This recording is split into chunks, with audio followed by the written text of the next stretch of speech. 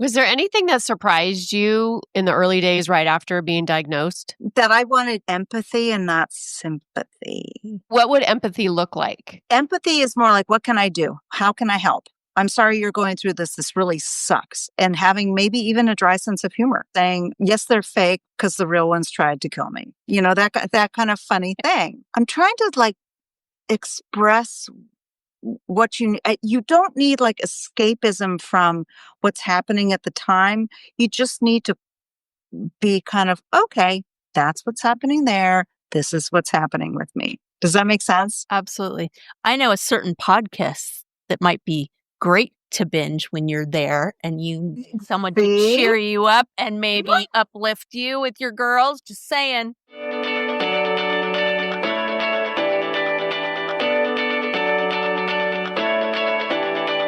Welcome to Drinks with the Girls. Conversations for women over 40 around connection, change, and the power of female friendship.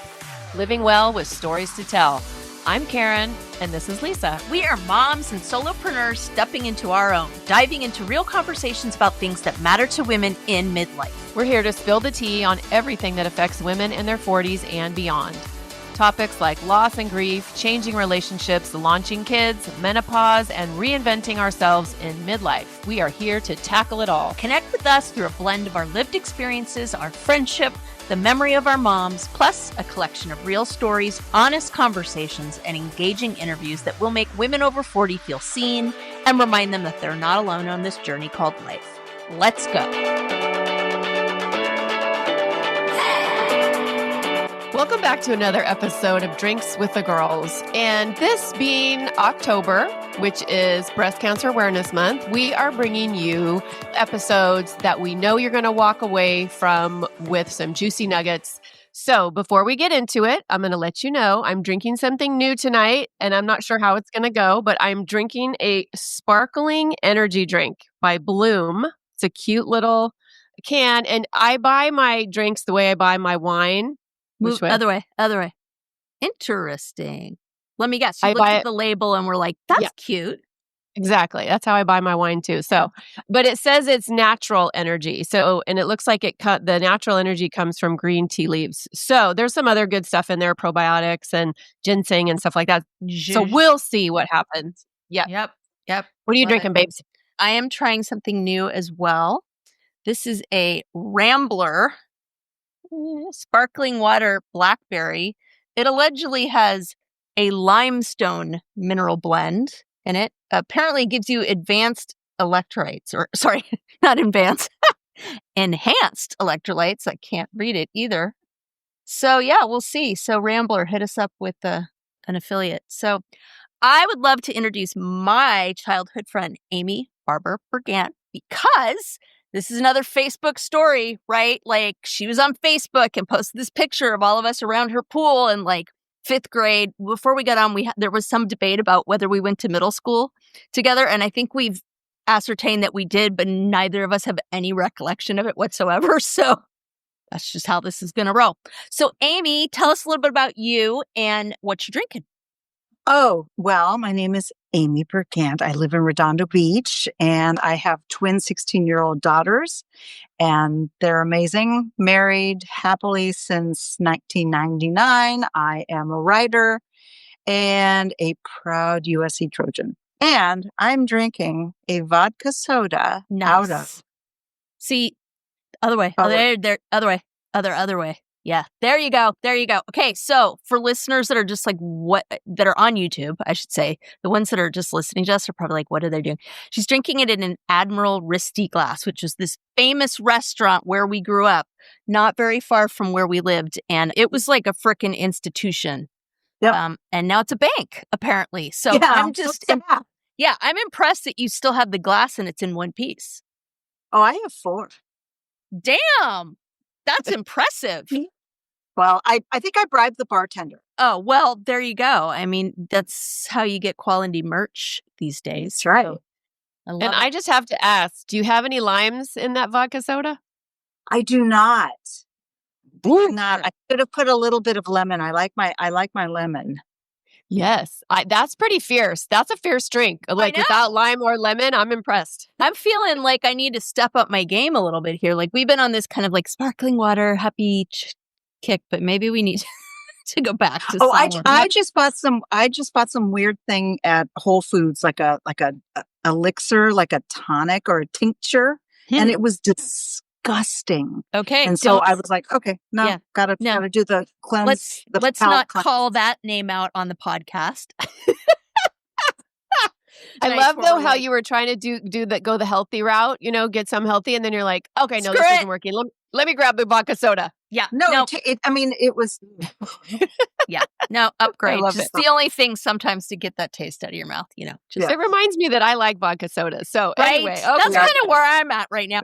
So we're not talking about old restaurants. Neither are we talking about elixirs, and frankly, neither are we talking about vodka tonics. As Karen said, we are talking about breast cancer awareness because it's October, and so we've kind of gone on this path. It just kind of found us of doing some episodes around that topic in October for you, our listeners, to learn something. So we just had, as you know, Dr. Cole Morgan on, and she was incredible. And we really have been wanting for a while to do an interview with someone who's a survivor and can share with our listeners, that journey and hopefully drop some wonderful nuggets for people that have either gone through it or are about to go through it. So let's get into it. So I have breast cancer in my family. My mom had breast cancer. My sister just finished her treatment for breast cancer. I have several friends that have gone through it. And I always try to put myself in your position or the position when you hear those words. When you're sitting, I don't know if you're sitting in the doctor's office or you hear it on the phone, but can you take us back to the first moment when you heard those words, you have breast cancer? Well, I remember being told before I was diagnosed that if you go one way in the office, it's good news. If you go the other way in the office, it's bad. That's horrible. Are you kidding me with this? Mm-hmm. That's awful. But, I have to be honest, I was kind of appreciative that the people were so honest with me because I knew. Yeah. I knew. So when they brought me and my husband into the room and my oncologist, who became my oncologist, came in, we knew. The radiologist who had done my initial ultrasound had been doing it for 30 years. And she said, Amy, I'm not going to lie to you. This looks like a cancerous tumor. And I was seriously, I don't know, maybe because I'm from a medical background. My dad is a doctor. My mom's a nurse. I am not, a medical person, but I just like to be told that stuff up front. I don't want it sugar-coated.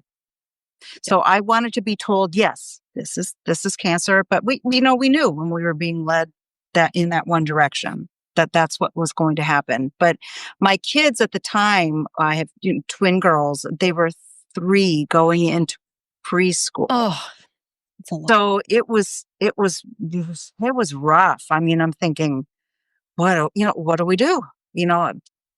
So that was my initial thought was, where do we go from here and how do we fix it? So set the scene a little bit. So this was 13 years ago?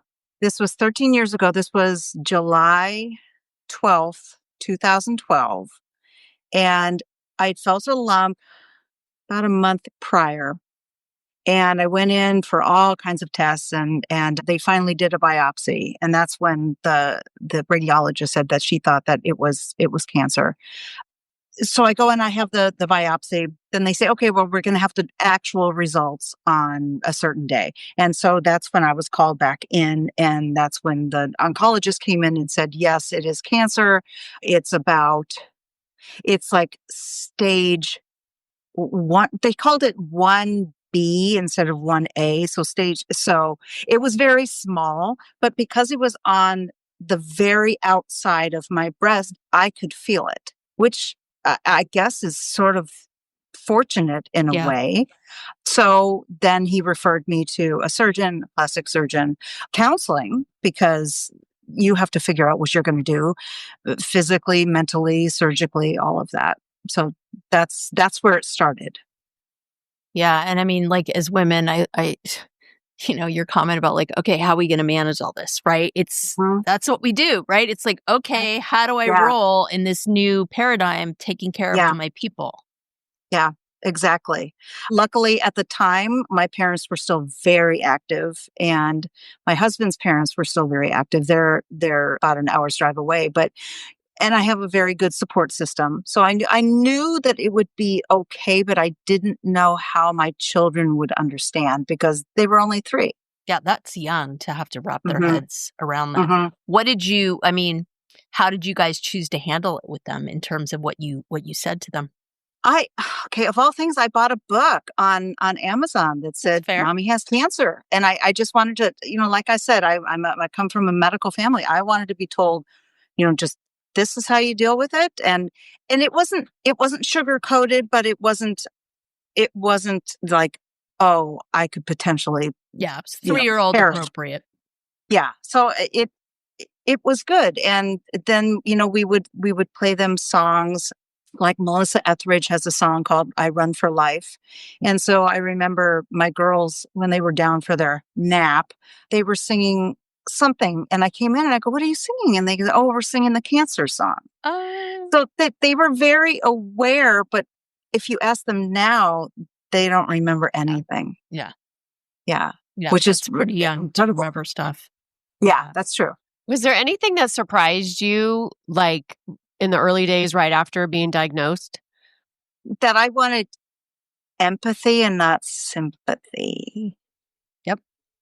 I could not stand the, oh, you poor dear. Oh, My mom we're so said the same thing when she was diagnosed. She's just like, all these people are just like, she goes, it drives me crazy. It makes me crazy. Yeah.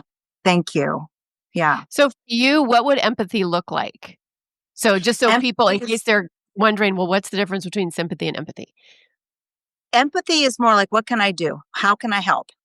I'm sorry you're going through this. This really sucks. And having maybe even a dry sense of humor, saying, oh my God, my what was it? Yes, they're fake because the real ones tried to kill me. That kind of funny thing. I because that's just how I handle most things in my life. I can't. I don't wallow in misery. I want to move forward and figure out how to fix things. But that's me. One of my good friends, similarly, she chose to have a double mastectomy when she got diagnosed. And her main coping mechanism was watching stand-up comedians or watching, anything that was going to make her laugh, because that was, that she's like, you know what? I'm going to laugh. I'm not going to let this drag me down.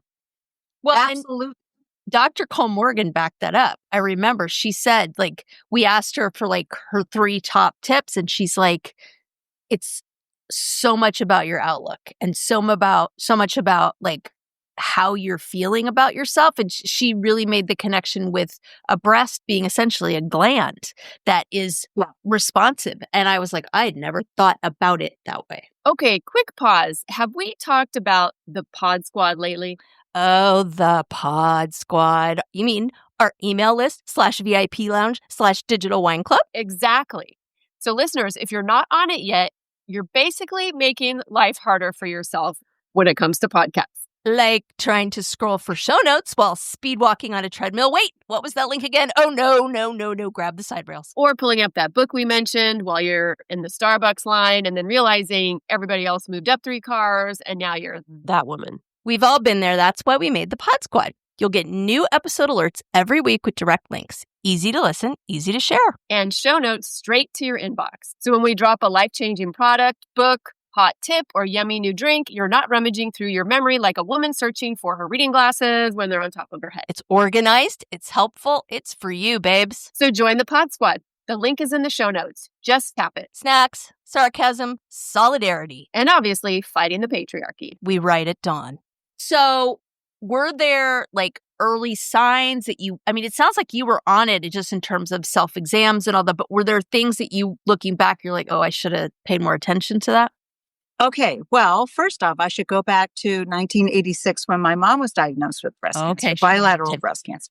She had lumpectomies on both sides. I was going off to college and she's going through chemo and radiation. And here I am having this wonderful time at school, but she would drive up to Hollywood. I was going to USC, and she would drive up to Hollywood, pick me up, and we would go to the hospital and get her radiation, because that's the only place that Kaiser offered it at the time. And it was just the weirdest bonding moments that we would have, because here I am, I'm like, oh yeah, I'm a sorority girl, and I'm partying, and then I have to hop in the car with my mom who has breast cancer. So that was kind of an early indicator. Then she went and was tested for the BRCA gene, and it was negative. Okay. So I thought, okay, maybe I've, skirted this. And then I found the lump and all of that. Well, as it turns out that my oncologist had I was tested, and then I came back positive for the BRCA gene. He had her retested, and she came back positive because the tests have become so refined. So it's kind of crazy to think that had she tested positive early on, I may have had just a prophylactic double mastectomy just to never have to worry about it. Mm-hmm. But we didn't know. Yeah, the science has changed so much. So much. That obviously affects your girls. Like, what age do they recommend when, you have that gene to be tested? About 30. Okay. But Lisa, my brother, and he has 2 girls, and they're both BRCA negative. Interesting. So yeah. So it's amazing. I mean, genetics are just that's a whole other.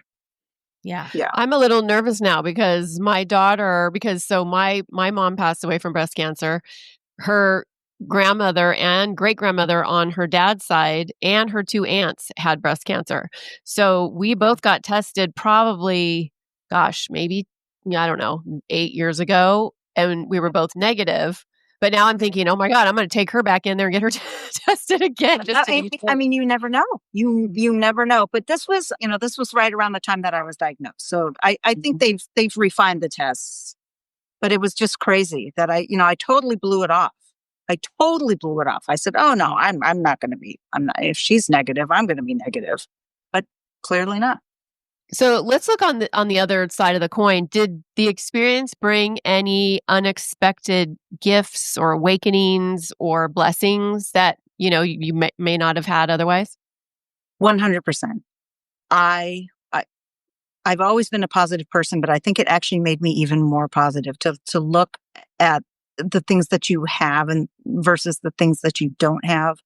Also, my husband has a very good friend that he's known since college, and she lives on the East Coast, and she's had some medical issues, and she made sure that she got a letter or card writing campaign for me, just to send me words of encouragement every single day. So these women that I never knew, who, and I still don't know, who live in, Westport, Connecticut, are every day I came home to a new word of encouragement. It was incredible. And then, she's very special.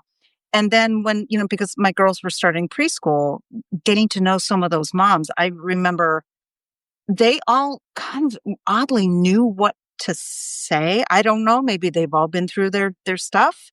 And then when I was first diagnosed, I sent a letter to the preschool director, and I just was informing her of what was going on.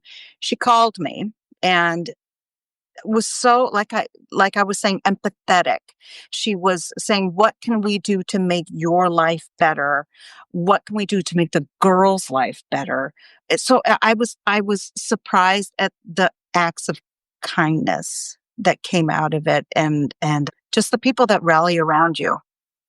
Well, and I think the difference between sympathy and empathy is sympathy is treating someone like a victim, right? Mm-hmm. Empathy is holding their hand and going through it with them. Like, to me, that's a 100% huge difference, Oh my gosh, 100%.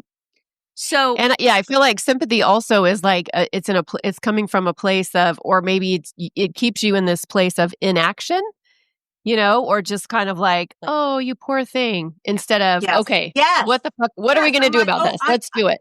I'm not sitting here all by myself. I have choices. I have rights. I can do, I made the choice to do the double mastectomy. I made the choice to do all of this. So yeah, 100%. It's like when people find out I have 2 kids with autism and they go, well, God gave them the mom that they needed. And I just want to throat punch people, because it's like, okay, did you just like pat yourself on the back there and like you dodged a bullet? Okay, so you're just going to say, oh, you're so strong, you're such a warrior. It's like, that doesn't feel good. No.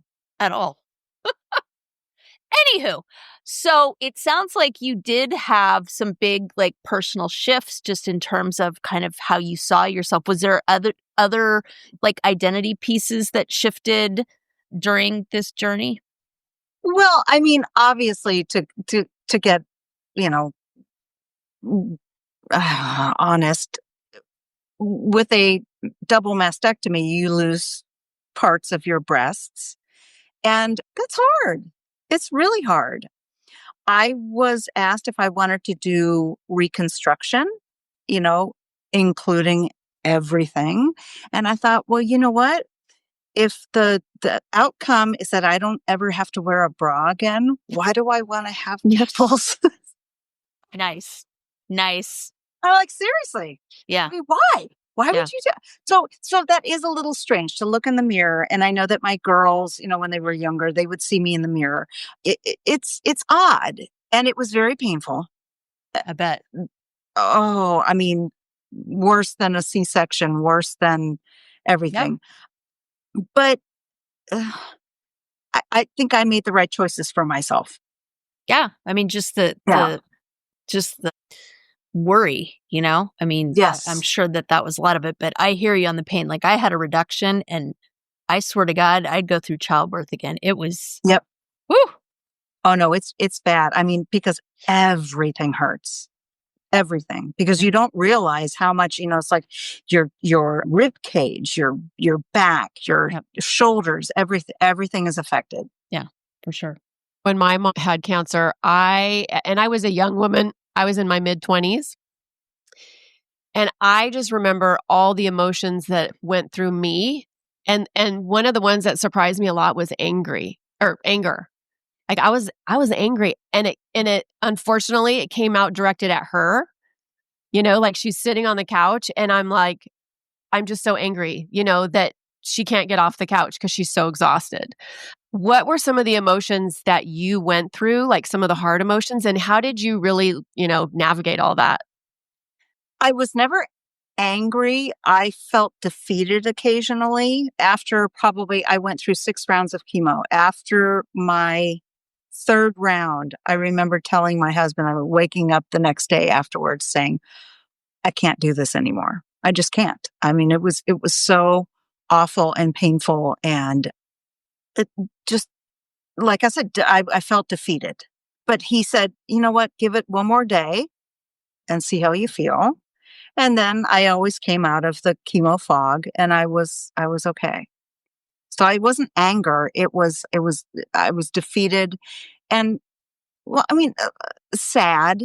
And I also, because I had drains put in, I felt very tethered to my house, and in the beginning, and so I felt, even though I'm a social person, but I don't think I'm a really outgoing person.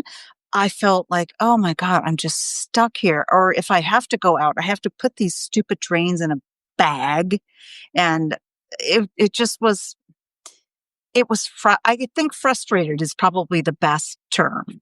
Because you're literally tethered to things. Like that's exactly it. That's exactly I mean, what when I I had my reduction, which is obviously nowhere near what you were dealing with, but it was just like, I felt like crap, but also you just like, you don't even want to move because you're just in pain, and it's this whole big thing to do it. And it's just, it makes you feel even more just like isolated and just. Yep. Yeah. 100%. I'm wondering, and this sounds like a weird question. So if it is, Goody. let me know. Let me know. But our breasts as women are so kind of tied to being women, motherhood, if you breastfed, or just our femininity, or even our sexuality. Did you go through any grieving or anything like that for the breasts that you lost? Okay, so this is the first time I've ever talked about this. When I was getting ready for my mastectomy, and my plastic surgeon came in, and I love her, but she's never gone through this. So I told her, as she's, marking up my nipples and doing all this. And well, I said goodbye to my nipples this morning. And she didn't even laugh. Oh, that was a good joke. I like that. No, I remember my husband looking at me because my surgeon got out, I swear to God, like 4 different colors of Sharpies. And I was like, and he's like drawing away, and I'm just sitting there like exposed. It's like, Yeah. I was like, I know. Do I want to know what the green line's for? Oh God, what does the red line mean? And he's just coloring away. They're just focused. And I just looked at my husband like, this is the weirdest thing that's ever happened to me. Well, your husband was there. I was there by myself. And she seriously looked at me like she went, I mean, she's brilliant. And I actually very much like her, but she was just like, because I think she was so focused, maybe. Yeah. But I'm like, but to tell you the truth, I never breastfed my kids. So except for, sexuality, it was never something that I thought about that I was losing or missing. And as I said, now that I don't have to wear a bra ever again, You're like, whoop. I don't miss them.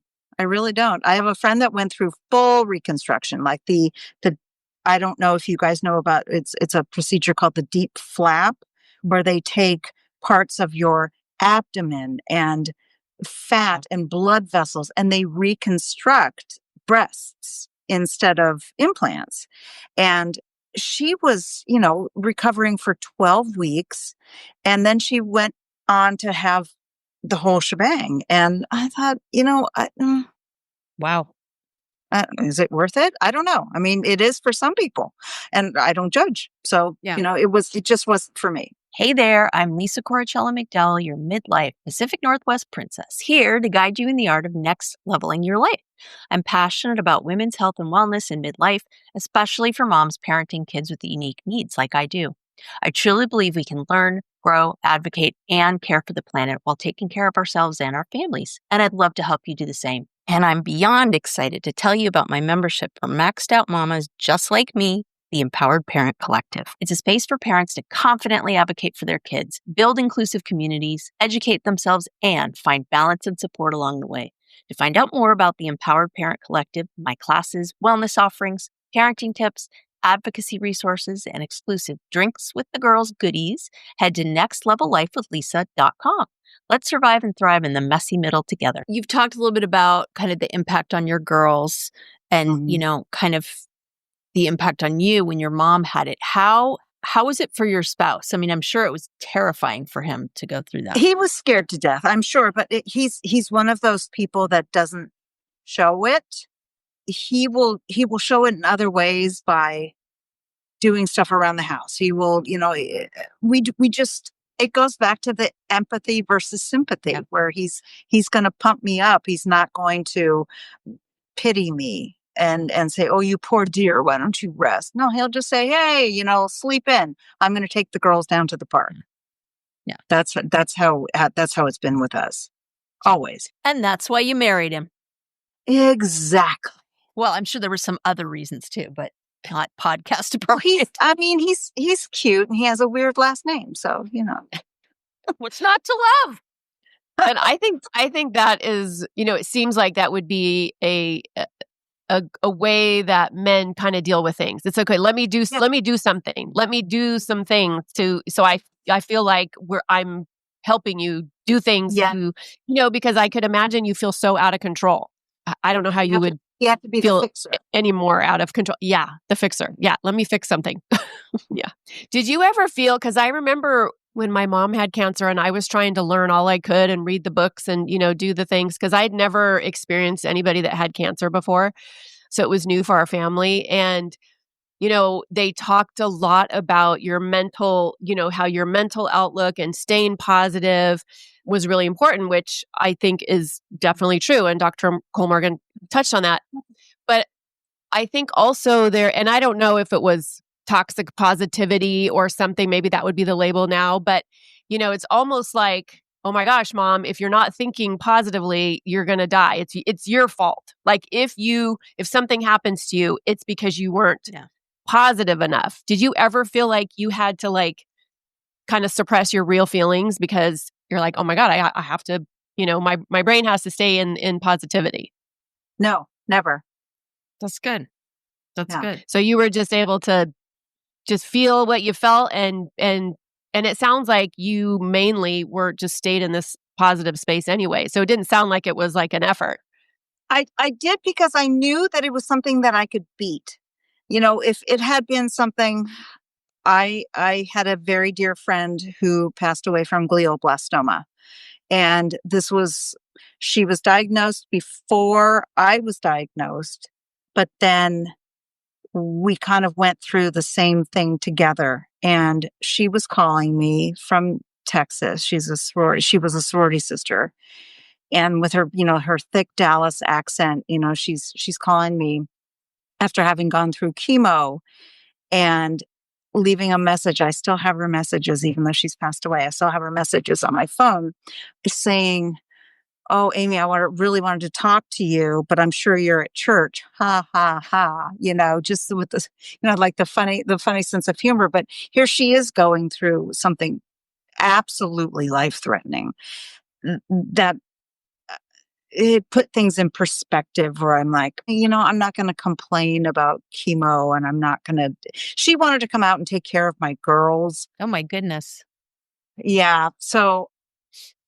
Yeah. So I just puts it in perspective. Now, excuse my ignorance, but what is glioblastoma? I mean, obviously it's a type of cancer, but it's a tumor in the brain is what John McCain passed away from. And it's hideous and it grows very quickly. And she was one of the wittiest people I've ever known, funniest, caring, everything, just kind of one of those larger than life people. Yeah. It's hard. And I'm still friends. I'm friends with her two sons. She left two sons, and I won't say her name, but every time we sign off on text to each other, it's a hashtag of what would she do? Oh. She was, that's just who she was. She was going to come out and help me during chemo while she was going through chemo. That's incredible. So, yeah. Oh, this disease. I want to throat punch it. Yep. Thank you. Okay. To turn to a little bit more of the practical, what would you say to someone that is going through this? And I'm not talking like, we'll get to the emotional piece, but I'm talking like practicality, like any advice for like what to bring with you when you're in chemo, like things to do for, you know what I mean? Like I'm talking like the practical kind of stuff, not the positive attitude. We'll we've touched on that and we'll talk about more of that stuff. But 100%. Chemo is going to throw your body into a whole bunch of crappy things. You're going to have hot flashes, and then you're going to be freezing cold, and then your feet are going to be cold, and then they're going to be hot. So for chemo, a very good neck pillow, excellent streaming or music or fantastic books that will take you away from anything that's you're going through, because you're hooked up to this poison. I mean, virtually poison in your arm. I ended up having a PICC line put in because my veins went to shit. Just anything that's going to make you feel comfortable. And don't buy into the wig thing. This is my opinion. They're so hot and they're so uncomfortable, and they make you look like a false sense of who you are. Just wear whatever makes you happy. That is one thing I really have to hammer home. The other thing that I think maybe people could get for their friends are like a shawl almost. So you can throw it on when you're cold and throw it off when you're hot. Ginger chews, of all things, really help with the nausea. And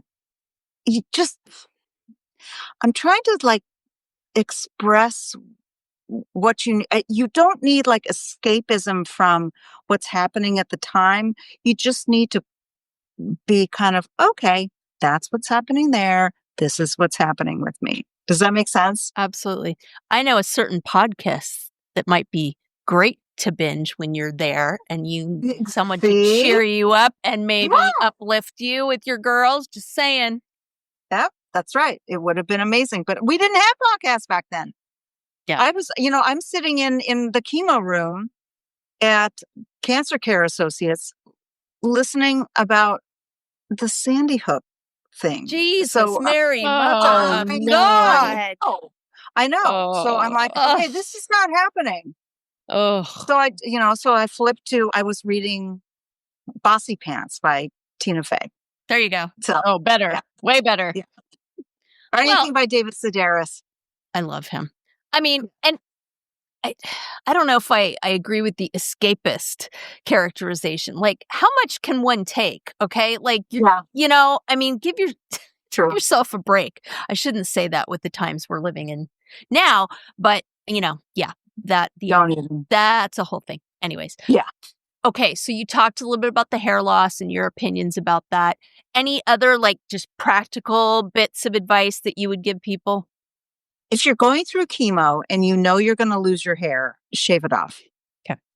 Just do it because it's depressing. Feeling it go clump by clump by clump. Okay. Own it. Wear something that makes you happy. I shaved my head. My husband took my girls to the park and I shaved my head to India Ari's I Am Not My Hair. Nice. And it felt very empowering. And it felt freeing. And you get to save on shampoo and conditioner for bonus. But that's a good point, though. I like that idea of no, I'm in charge. Mm-hmm. I'm in charge of when I lose my hair. You're not in charge of when I lose my hair. No, thank you. No, I was not going to let that happen. And I was also very open about walking around without my wig or cap or whatever I had going, so much so that my girls even called my wig the pretend hair. So it was that's interesting. Yeah. I just wasn't gonna, I just never hid anything from them. My sister felt the same way. She had these cute wigs, couple of them, and then she would put them on and she's like, I look like my mom. She's like, I don't feel like me. And I never saw her actually wear them out. She would, wear beanies, hats, or nothing, and she just felt better that way. She just felt more authentic. Yep. Yeah. It's all about who you are. Silk just feels really nice up against the bald head. But I 100% agree. Yeah. I remember my mom got a wig. And she had a pretty good one. I mean, it was pretty close to what she naturally looked like. And I respected that. But I could always tell when she was wearing it. And of course. I was conscious of not making any kind of comments about her appearance, good, bad, or indifferent. Because, I don't know.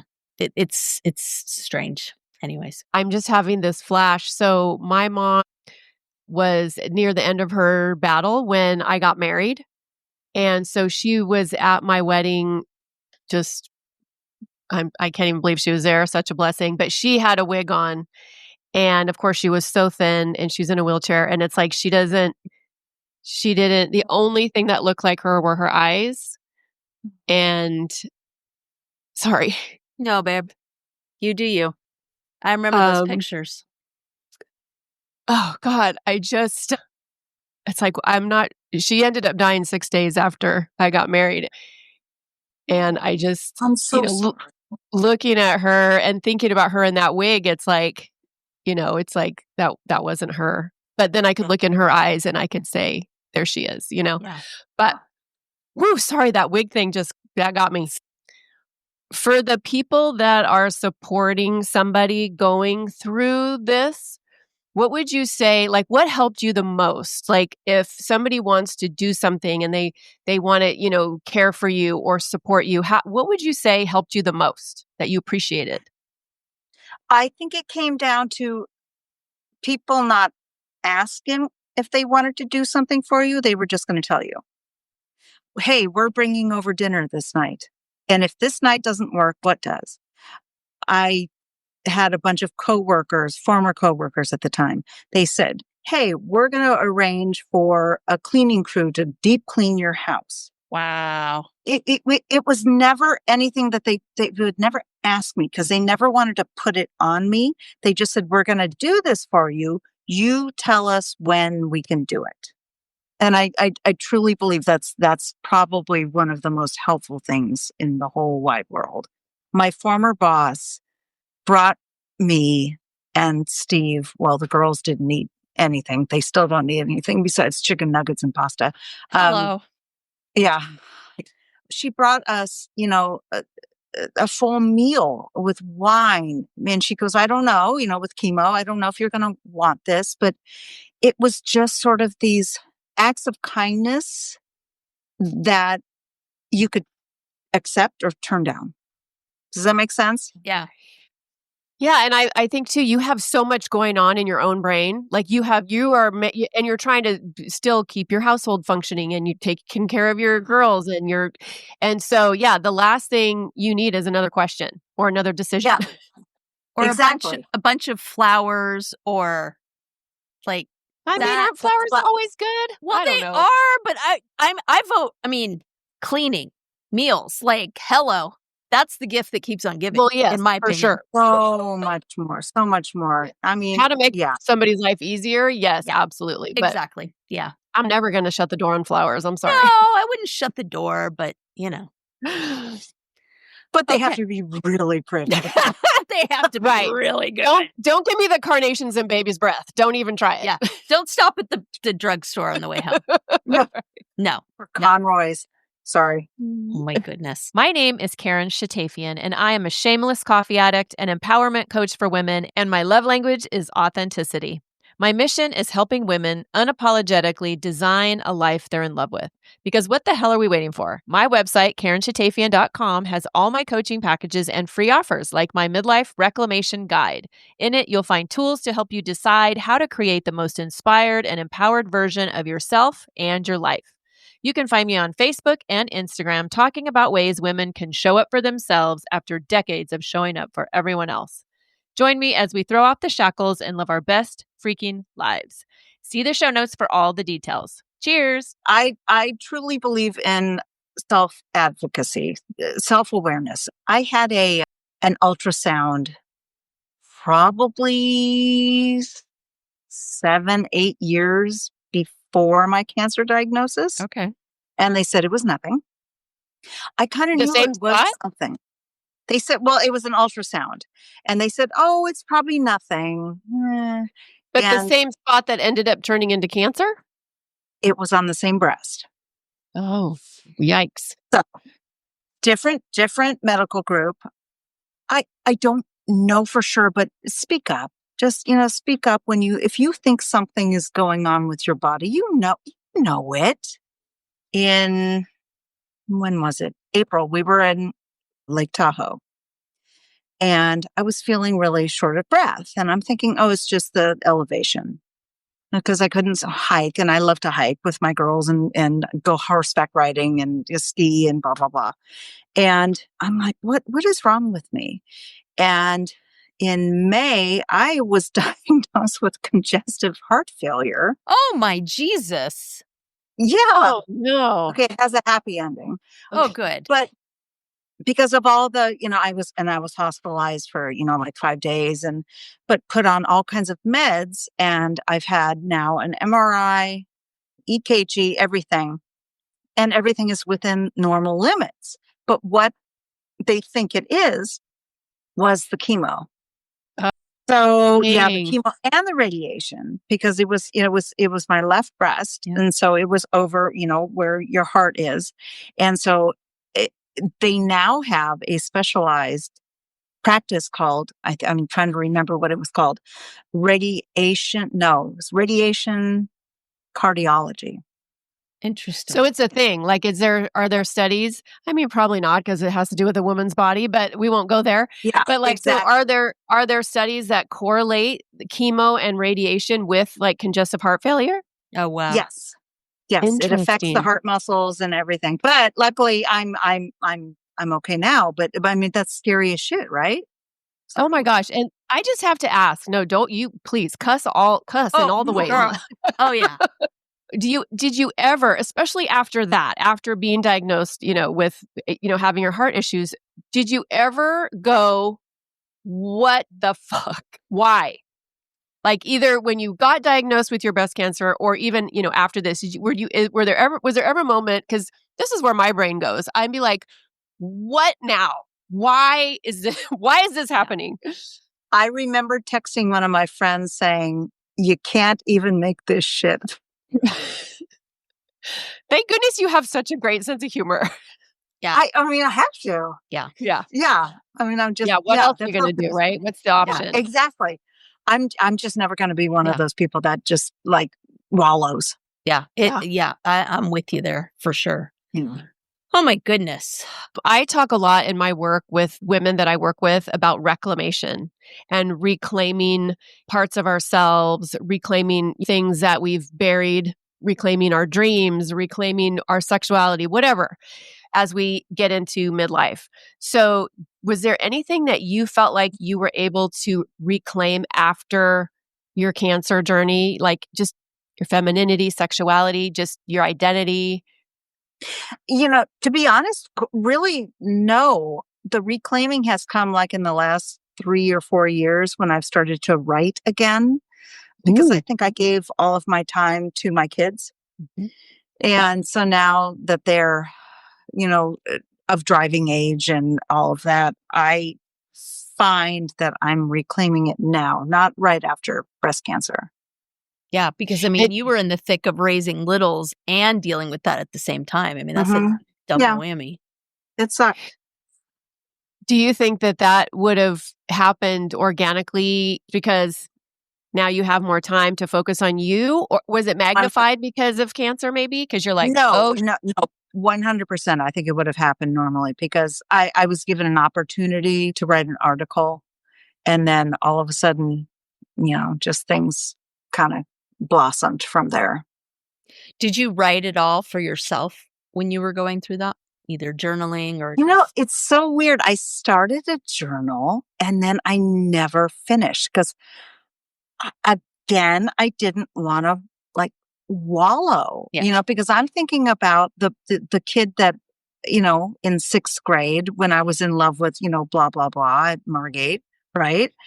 And I would write about so-and-so and I where you would want to write or you would want to reread that. I didn't want to reread it. That's fair. Yeah. Yeah. Middle school was a nightmare for me. I would, I wouldn't want to memorialize any of it. So I totally get it. I still can't believe that we weren't even like on the same plane. That is crazy to me because I just remember wandering around there feeling so alone. And it's just like, what? It's insane to me that I would not have plugged into the fact that you were there. Cause literally I was just so depressed. Like I think we just all felt like we were spinning. Yeah, like none of us were really at home. And that elementary school was really tiny and really homey and everybody kind of knew each other. Margate was not warm and welcoming and, at all. Anyways, that's a whole other episode, the hell that was middle school. I think all middle schools are mean. Like, I know. It's just does anybody get out of middle school unscathed? Ugh. Like, and if you do, you have peaked. Thank you. Thank you. You have used your peak karma for the rest of your damn life. Yeah, or you were the bully. Exactly. Right. So you're mean anyway. So there you go.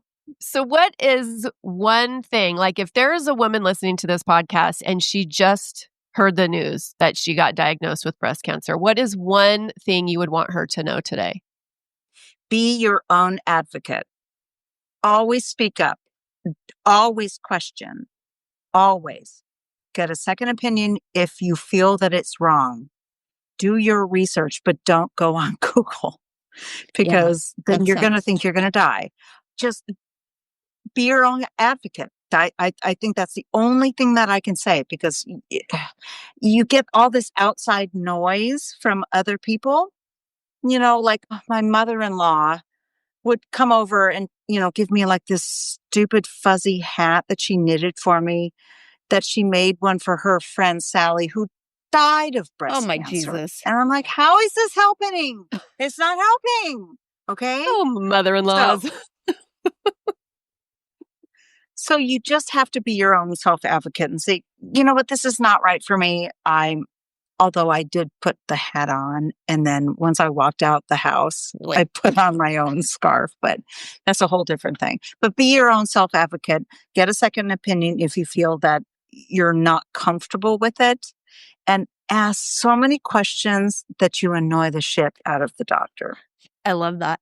Well, and I have to believe that you go through, again, this hasn't happened to me, so I can't say this, but I would imagine there's a lot of feeling like your body has betrayed you and like you can't trust that anymore. And I would imagine that being a forceful advocate for yourself and saying, well, no, I'm feeling this or this is what's going on, I would think would reclaim some of that power a bit and have you feel like the hair, right? Like, no, you don't get to decide. Sorry.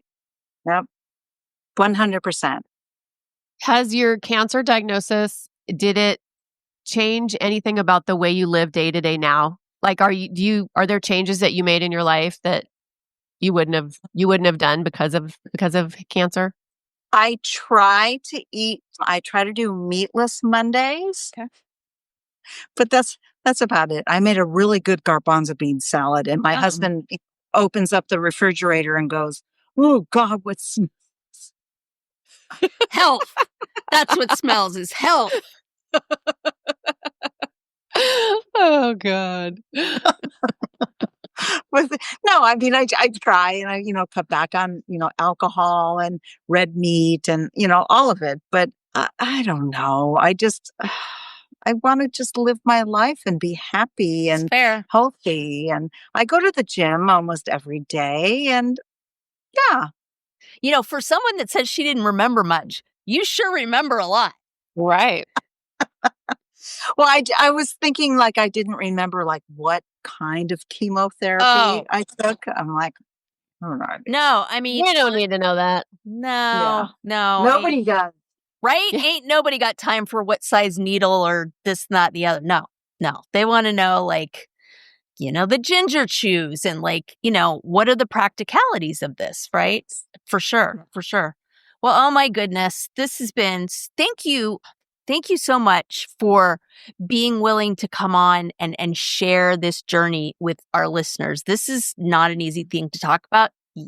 You probably don't like to talk about it. And it just means a lot that you would trust me enough to come on and give this story to our listeners, because I bet you're going to help a lot of people not feel so alone after this. Well, I mean, we've known each other for so long, and even though we haven't seen each other, it's you're my sister. Oh. So.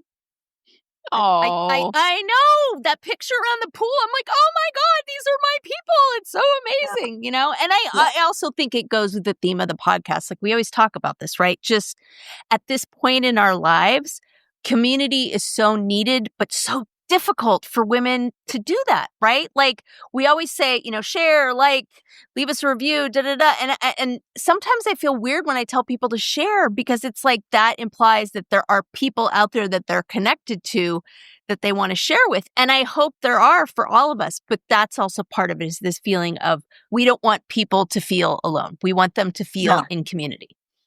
I love it.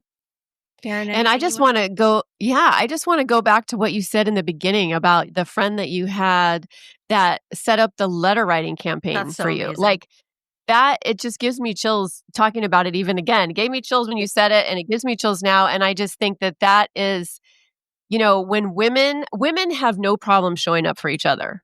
if something's going down, we are there. And I think that, that is testimony to that. And also, that's like Lisa said, that's our whole goal with this podcast is for women to be there for each other and for women to feel seen. And if a woman can take even just one thing from a podcast that we've done, like then our work here is done. And so thank you so much for sharing your story, because I know, unfortunately, it's something that a lot of women can relate with. Even if they don't have it themselves, they for sure know a handful of women that have had it or will have it. So thank you. Absolutely. Oh, you're welcome. I'm so happy to be a part of this. Well, we're thrilled. So listeners, my goodness, we would love to hear what you thought of this. This is going to be a series. So if you have questions or other things you'd like to have us address in the next part of the series, let us know. We want to thank our guest, Amy, for being on and sharing. And I don't think we got anything else. Join the Pod Squad, y'all. I know I'm like hammering that in infinitum, but we want to be able to reach out to you, not in a spammy, icky, gross kind of way, just, again, to build this community. So join the Pod Squad. We would really appreciate that. You get all the show notes, you get the episodes directly in your inbox. There's stuff, right? It's good stuff. It's not just, icky. Anyways, I'm rambling. Leave that 5-star review. Cheers. Bye, guys. Cheers.